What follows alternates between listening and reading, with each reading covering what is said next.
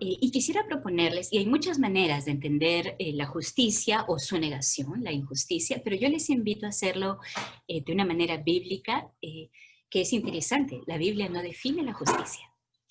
La Biblia presupone la justicia como un pilar del reino de Dios. Entonces, quizás es mejor pensar en la injusticia, que es cuando no está la justicia presente. Y podemos entenderla, y hay otras maneras, por supuesto, en que necesitamos entender también la injusticia. No pretendo en los 20 y pico minutos que me quedan discutir todas las dimensiones de la injusticia, pero a la que hoy propongo es entender la injusticia como el abuso del poder. En contraste con la imagen del jardín que nos relata la lírica, la imagen bíblica del Edén, la creación, la primera pareja humana, a quien Dios les delega el cuidado de su hermosísima y perfecta creación.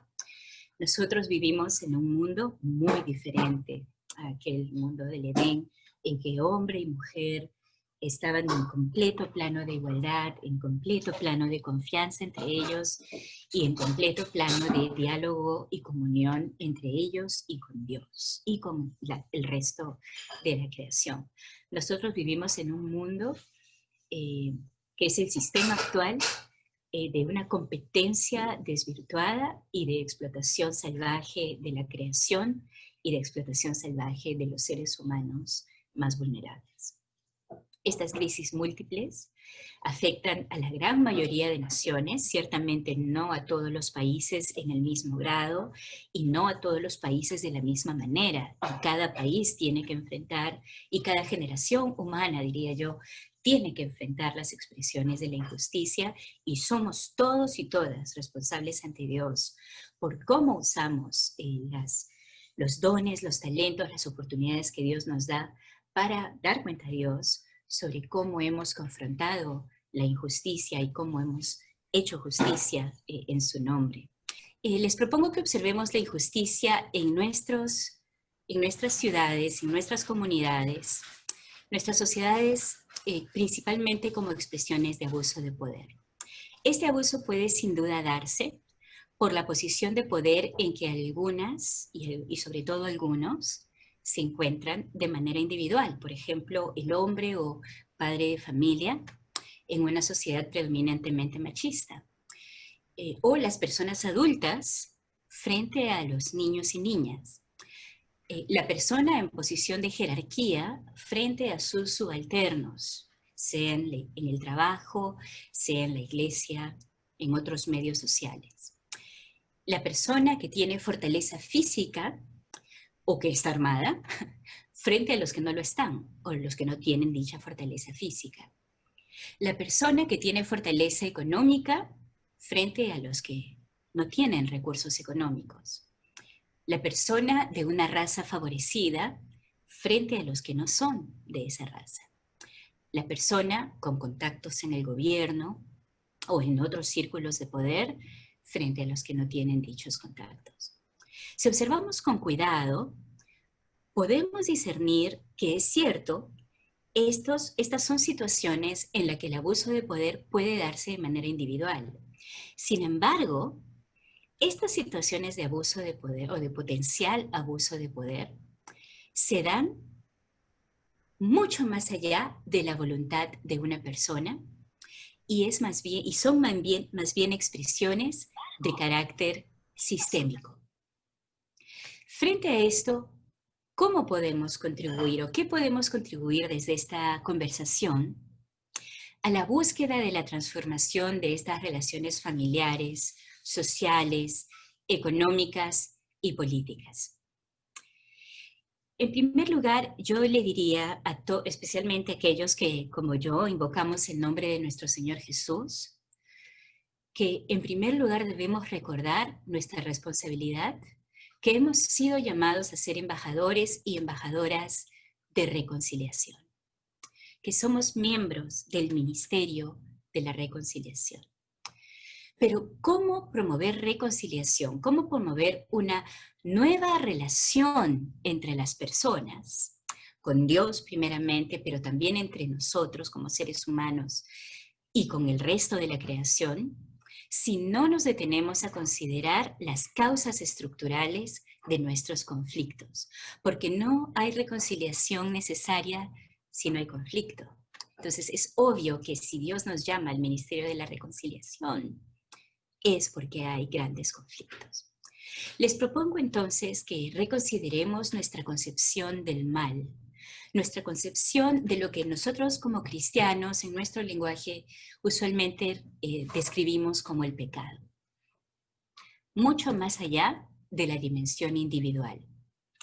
Y con esto entonces también quisiera invitarnos a todos a reconsiderar la manera como entendemos nuestra salvación en Cristo como algo mucho más allá de la salvación individual.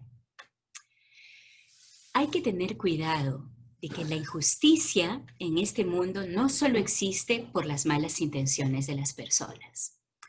Podemos tener las mejores intenciones y aún así terminar hiriendo, terminar haciendo daño a las personas más desaventajadas, a las personas más vulnerables. Creo que muchas veces nuestra acción colectiva se ve frustrada precisamente como cristianos y cristianas, precisamente por nuestra incapacidad de ver cómo el pecado se expresa en las relaciones humanas de manera estructural. En la narrativa del Génesis que mencioné al inicio, lo que observamos es la destrucción de las estructuras del Shalom que Dios quiere para la humanidad por la entrada del pecado en el mundo, que no solamente afecta nuestros corazones o nuestras conciencias individualmente consideradas, sino especialmente los sistemas de relacionamiento entre los seres humanos y a nivel colectivo y a nivel social, económico y político. Pero esto es muy difícil de entender cuando estamos centrados solamente en la dimensión individual del pecado y reducimos el accionar, para empezar, el ejemplo de la vida de Jesús y su obra en la cruz, su victoria en su resurrección sobre la muerte y sobre el enemigo, si queremos reducir todo eso a dimensiones puramente individuales. Pero si podemos reconocer las causas sistémicas de la injusticia, trascendiendo la devoción individual. Ahora, por favor, un paréntesis bien merecido, creo aquí, que nadie me malinterprete o que yo no les guíe a malinterpretarme. Yo no estoy cuestionando la importancia de la devoción individual, de la piedad personal. Lo que me preocupa es cuando nos quedamos allí, solamente en lo individual, solamente en lo que llamamos espiritual, solamente en la dimensión más interna, cuando claramente el texto bíblico nos invita a considerar también el impacto externo de nuestro ministerio de ser llamados embajadores de la reconciliación y de la demanda de Dios de que hagamos justicia. Entonces, en nuestro mundo hay obviamente una percepción sumamente pobre de la justicia como pilar fundamental del reino de Dios. Tenemos un sistema de acción y punición, un sistema de sanción, muchas veces que sanciona más a los más pobres. Ustedes recordarán a nuestro gran hermano Oscar Romero, el arzobispo de El Salvador. Él tiene palabras muy duras contra el sistema de justicia de su país. Él una vez dijo en uno de esos increíbles sermones que les animo a todos y a todas a escuchar todos sus sermones, están disponibles en internet. Oscar Romero dijo, la justicia, refiriéndose al sistema judicial de El Salvador en aquel momento, y creo que sigue siendo, lamentablemente no mucho ha cambiado, la justicia es igual a las serpientes, que solo muerden a los que están descalzos. Ese sistema mal llamado de justicia que protege a los poderosos y se ensaña contra los más pobres o contra los que por su condición, cualquiera sea esta, terminan siendo marginales en la sociedad. Obviamente a esa justicia no nos referimos. Entonces, ¿a qué justicia nos referimos? nos referimos a la justicia bíblica como pilar del reino de Dios. Y aquí sí quisiera hacer una aclaración. A los que somos académicos, académicas, nos gusta mucho siempre establecer categorías, ¿no? Diferenciar aspectos de la realidad, ponerlas en casillas y escribir las características, que sean categorías discretas, que no se combinen, que no se confundan. Pero lo cierto es que en la realidad muchas de estas funciones aparecen simultáneamente y no siempre es fácil separarlas en la práctica. Sin embargo, se las propongo analíticamente separadas para que podamos observar un poco como las distintas dimensiones de un diamante, como los distintos brillos que un diamante, que es la verdadera justicia, brillan y cómo iluminan en la vida humana. Entonces, este llamado a buscar justicia como fundamento para el shalom de Dios, para el Irene de Dios, que es la voluntad de Dios para todos los pueblos de la tierra, confrontan radicalmente la gran mayoría de nuestros sistemas judiciales, de nuestros sistemas penales y penitenciarios. Confrontan muchas veces la manera como implementamos la disciplina en nuestro propio hogar, la disciplina en los colegios y en otros centros de trabajo, sin dar oportunidad para el restablecimiento o la promoción del shalom. Entonces, estas funciones, como les decía, todas empiezan con R, es un esfuerzo mío simplemente para ayudar a recordar. En primer lugar, la justicia rescata. La justicia no puede quedarse tranquila frente a la injusticia.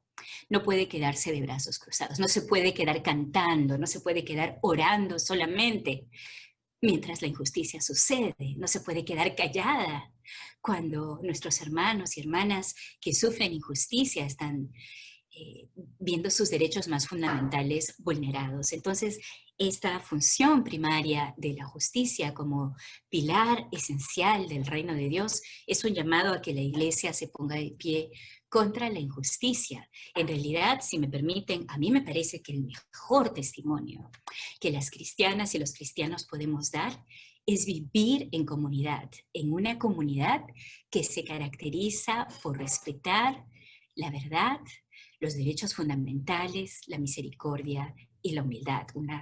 Una comunidad que practica la justicia primeramente al interior de las iglesias, de nuestras comunidades de fe, pero que también modela esto para el resto de la sociedad. Y honestamente creo que mucho, sí, a nivel latinoamericano, a nivel de nuestro continente, probablemente a nivel de todo el mundo, estamos todavía bastante lejos de modelar una comunidad donde reina la justicia.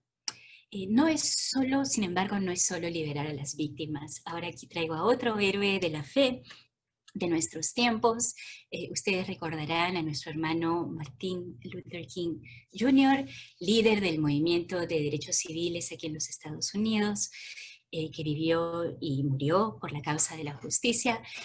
Él muchas veces explicaba en sus sermones, en sus cartas, en sus arengas, llamando a la sociedad norteamericana, no solo a las personas negras, no solo a las personas de color, sino a toda la sociedad norteamericana, a abrazar la causa de la justicia encarnada en la causa de los derechos fundamentales de todas las personas, sin distinción, en este caso en particular de raza, pero obviamente lo hubiera dicho sin distinción de ningún tipo, por ninguna razón.